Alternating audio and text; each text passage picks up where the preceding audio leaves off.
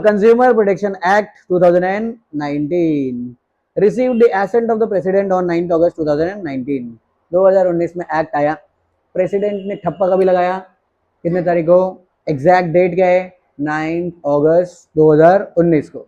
और वो लोग ने बोला कि जैसे मैंने स्टैंप लगाया, सेंट्रल गवर्नमेंट क्या करेगी, एक नोटिफिकेशन जारी करेगी और अलग अलग डेट्स को अपॉइंट करेंगे ताकि ये प्रोविजन, कौन सा प्रोविजन, कंज्यूमर प्रोटेक्शन एक्ट, ये प्रोविजन अलग अलग स्टेट में लेवल वाइज लागू होगा। पहला ये स्टेट में, फिर दूसरे स्टेट में, फिर तीसरे स्टेट में, ऐसा लोग ने सेटअप बनाया।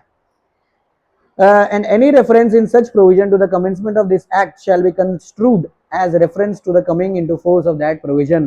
कोई भी अलग भी प्रोविजन पास होता है, अगर स्टेट गवर्नमेंट प्रोविजन पास कर देगी, हम लोग ने ये बिल पास किया है, इसके थ्रू हम लोग कंज्यूमर प्रोटेक्शन एक्ट लागू कर रहे हैं, तो भी समझ जाओ कि कंज्यूमर प्रोटेक्शन एक्ट क्या हो गया, लागू हो गया।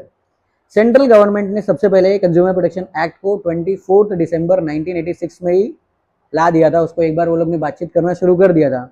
2019 में मिनिस्ट्री ऑफ लॉ ने और ministry of law and justice, ये लोग ने एक नया एक्ट निकाला जिसका नाम था consumer protection act.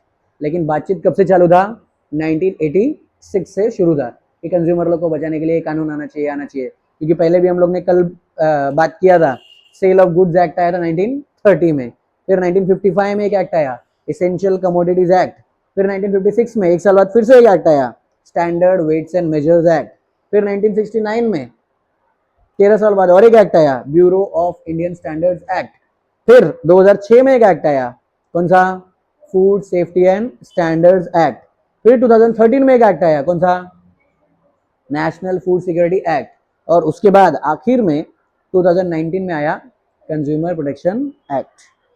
This act made provision for the establishment of 3 agencies. ये एक्ट ने बोला कि कंज्यूमर लोग के डिस्प्यूट को सेटल करने के लिए 3 एजेंसी बनाएंगे।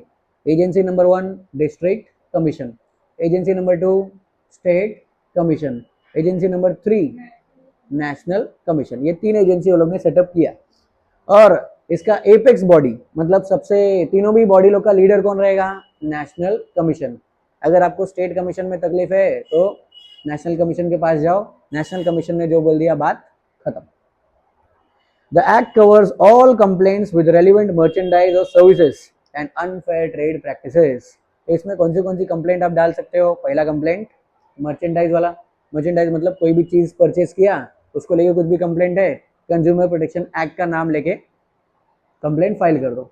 या तो कोई भी सर्विस में आपने कोई सर्विस परचेस किया, तो सर्विस परचेस करने के टाइम पे आपको लगा कि ये सर्विस जैसा प्रॉमिस किया गया था उस पर एक्ट पार नहीं है, एक्ट पार मतलब उसके लेवल का नहीं है, तो आप क्या कर सकते हो, कंप्लेंट कर सकते हो। जैसे बहुत सारे courses, online course, offline course offer होता है, वो लोग बहुत ज़्यादा फीस मांग लेते हैं, तो आपने फीस दे दिया भरोसा करके कि चलो ठीक है इन्फ्लुएंसर अच्छा है, हम लोग कब से फॉलो करते तो फीस दे देते, लेकिन सर्विस मिलने के बाद आपको मालूम चला कि अरे बाप रे, जिसके लिए पैसा दिया था वो तो मिला ही नहीं, तो भी आप क्या कर सकते हो, कंप्लेंट फाइल कर सकते हो। सबसे पहले किधर जाने का, डिस्ट्रिक्ट कमीशन, फिर किधर जाने का, स्टेट कमीशन, फिर किधर जाने का, नेशनल कमीशन।